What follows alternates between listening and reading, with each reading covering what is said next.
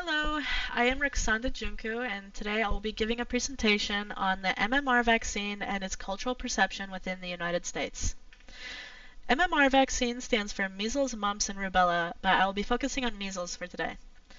The symptoms of measles include a rash, respiratory distress, conjunctivitis, and Koplik spots, which are white spots on the inside of the mouth. And patients are able to communicate the disease to others 4 days before symptoms manifest and 4 days after the rash takes over the body. There have been a steady increase of measles cases within 2025, and you can see that being a trend before the pandemic in 2019. But right now we're about almost 2,000 cases within the US, and the amount of vaccine exemptions has also been increasing, as you can see the chart below that. And this green line, which is medical exemptions, has not been changing, meaning the vaccine exemptions are voluntary and not due to a medical reason. So a vaccine, the MMR vaccine is an attenuated vaccine, meaning the virus has been inactivated with chemical treatment, like with formalin, for example. And this purpose of a vaccine is to introduce the body to a weakened form of a virus that once secondary exposure occurs, a much more robust immune response will occur and decrease the severity of the illness.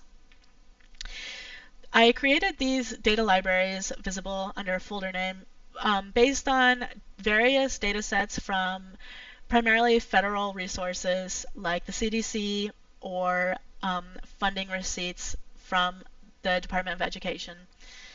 And the operations I performed on them were removal of unnecessary variables, aggregating different variables based on their location, or converting coordinates, FIPS, which is a hexadecimal number pertaining to a location within the US, to latitude and longitudinal coordinates. And the format in which these files were used to create S3 maps is also here. CSV was used the most, but the election map was created with GeoJSON files. So I created these three maps, and the one in the top left, the measles cases are visible by these red X's, and then the pink dots contain information about different educational statistics, and their size correlates to the percent of unvaccinated people within those states. So the larger the centroid, the more unvaccinated people are within those states. The map below it contains each dot being a public school, where the blue dots are public schools offering virtual classes, and the red dots are public schools not offering virtual classes. And these numbers relate to Make America Healthy Again donations in 2025 for their campaign. And you see the largest centroid of donations being within Texas, which is also the site of the main outbreak in Gaines, Texas, West Texas. Here you can see a center of measles infections.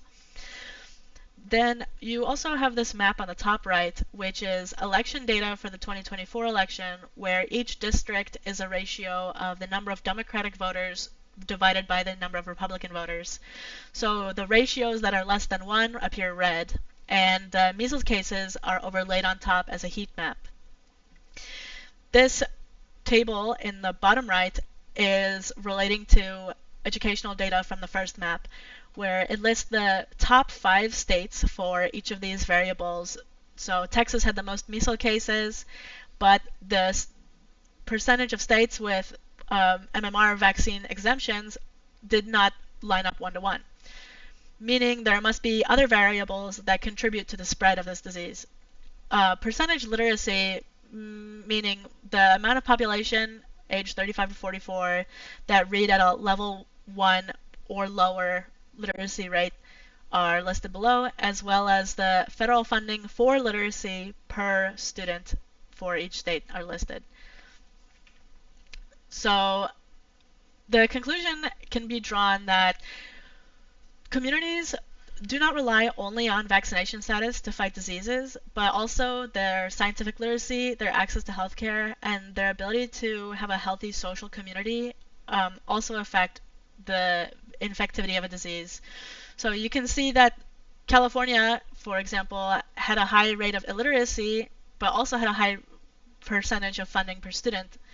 So that raises questions about how do these communities change the behavior of individuals to prevent super spreader events like the one in Texas. And the main thing controlling people's behavior has been education from official sources, which has lost credibility due to different organizations such as the Children's Health Defense, which was also created by RFK, or the Informed Choice Network, which was created by Del Bigtree, to individuals that massively profited recently from a systematic series of lawsuits meant to stoke distrust in the public for other well-known institutions such as the CDC or the WHO. And I included this photo from NBC of anti-vax protesters that are protesting 1 month after the 2025 mass shooting at the building of the CDC. So you can see that despite violent events in the news, despite an increase of measles deaths, those facts are not enough to sway public opinion. It must require scientific literacy and reputable sources distributed to the public in order for these outbreaks to be treated with proper care and to change behaviors that avoid self-isolation or use of proper PPE. So in my course reflection, I wanted to say that I really enjoyed making this project, and I got a lot of experience with different data processing tools such as OpenRefined or Python editing, and I really appreciate the opportunity to give you this presentation. Thank you.